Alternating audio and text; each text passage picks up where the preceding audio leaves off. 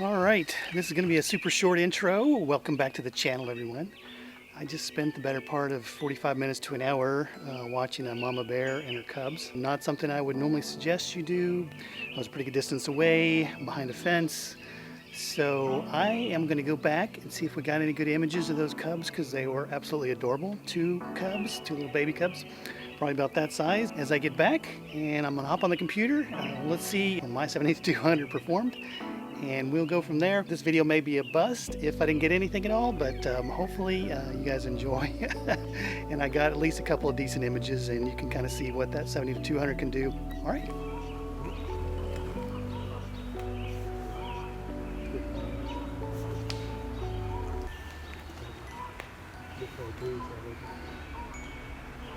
Okay, we are back on the computer, and I came this close to actually scrapping this video because I don't believe I got any real images that are salvageable, at least from the perspective of being able to blow that image up. I will kind of walk through 5 reasons why I knew walking into this scene that this was not going to be a world-class photo. And let's start with number 1, always keep a safe distance. If you see here in the background, I'm showing the little baby bears. You can see 2 of them here, and I'll kind of zoom in so you can see these guys. You see how far away these guys are. They were about probably 20 meters away from me, so close to 60 feet would be my guess, something along those lines. What I'm not showing you in this frame is this mama bear that was about 10 to 15 meters away. So I'm going to show this, and this kind of gives you a little bit of an idea. She was kind of in the foreground on the other side of the fence. So I was staying safe on the other side of the fence and a pretty good distance away, about 45 feet away maybe. Definitely a far enough distance to where if Mama Bear got a little annoyed and she started to charge, I probably could have got out of there pretty quickly. So that safe distance is key. The downside to keeping a safe distance is you better have the right equipment. So that feeds into number 2. Number 2, and this is a pretty obvious one. Now I had a 70-200 with me, luckily. We wouldn't even be talking if I didn't at least have a 70-200 with me. Even at 200 millimeters though, and I'm showing you probably one of my favorite scenes that I was able to capture, as you can see blown up, it's still not a fantastic image. The 70-200 is a fantastic lens, and the Z7 II is a fantastic camera, but it can only resolve so much in the image if you can't get close enough with your current equipment. So the 70-200 simply was just too far away at 200 millimeters, the subjects were, and the baby bears here. If you look at any wildlife photography, the photographer is normally carrying something along the lines of a 200 to 600 or even longer. The reason being is because they want to keep a safe distance. Number 1, always keep a safe distance so you are not putting your life in jeopardy. Never worth it for the shot. But the downside is, like I said, if you don't have a long enough lens, the best sensor in the world with the highest megapixels is not going to be able to resolve every little detail when you're that far away. What I do want to show is that this is what it looked like out of camera. And if you can see that little box where I've cropped, you can see those little guys are way off in the distance. So let's go on to number 3, which is a little related to number 2. This is number 3, and I'm still going to use the same image because I think it's a great example of kind of this misconception that, oh, you don't really need a long lens to capture something if you have a high megapixel camera. As I mentioned before, if you don't have the proper lens, cropping is not going to resolve the problem. So a lot of people think, oh, I can just crop because I have a 45 or 46 megapixel camera, or 50 or 100. Even with the best resolution, and I put the Z7 II up pretty close to that, even with the new DxO mark. They've ranked this sensor at 100. You'll see that you can only resolve so much detail when you crop, right? Because the subject is so far away, and the lighting conditions in this scenario were rather poor. I think this is a classic example of cropping does not fix the problem. You gotta have the proper lens, something in the 100 to 400 range at a minimum. And in this scenario, I think probably a 200 to 600 would have been even better. On to number 4.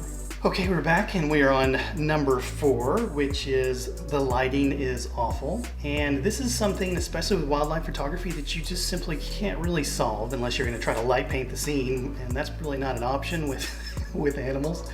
But I've switched to a different image, which I also love, but I kind of wanted to give you an idea of what the lighting looked like. You can see how dark it is in this particular image. We're in a forest, it's almost sunset, they're way off in the distance, covered by trees, they're in the shade, they're in the trees, of course, which is, for an animal, that's probably where they want to be, right? It's going to be the most safe place. Lighting is critical for wildlife photography. You really need good lighting.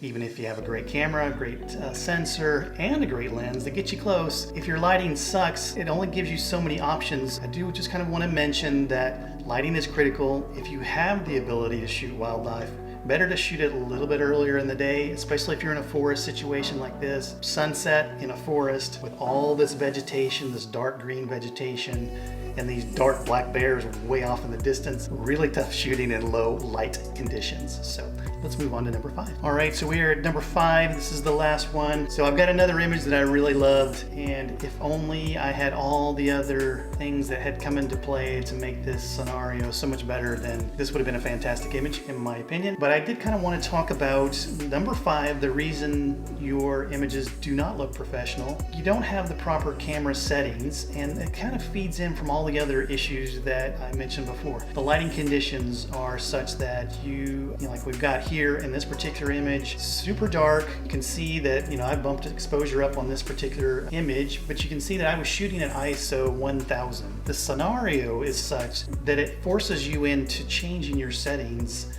to allow for lower light situations. Then it will result in an image that is just not what you're looking for. So this is a classic example. I had to shoot this particular scene at ISO 1000 just to get enough light coming in to capture that particular scene, right? So ISO 1000, you're going to introduce a little bit of grain. Your best scenario to have a beautiful wildlife type of image is to have low ISO, okay? So you're not introducing grain into your image. Number 2, you want to be shooting at a shutter speed that allows for the movement of your wildlife, right? So you'll see here that I had to shoot at a much lower shutter speed in order to allow enough light to come into the camera. So I shot at 1/50th of a second. What you're introducing in that scenario is your subject motion blur. So these little guys are moving pretty quickly.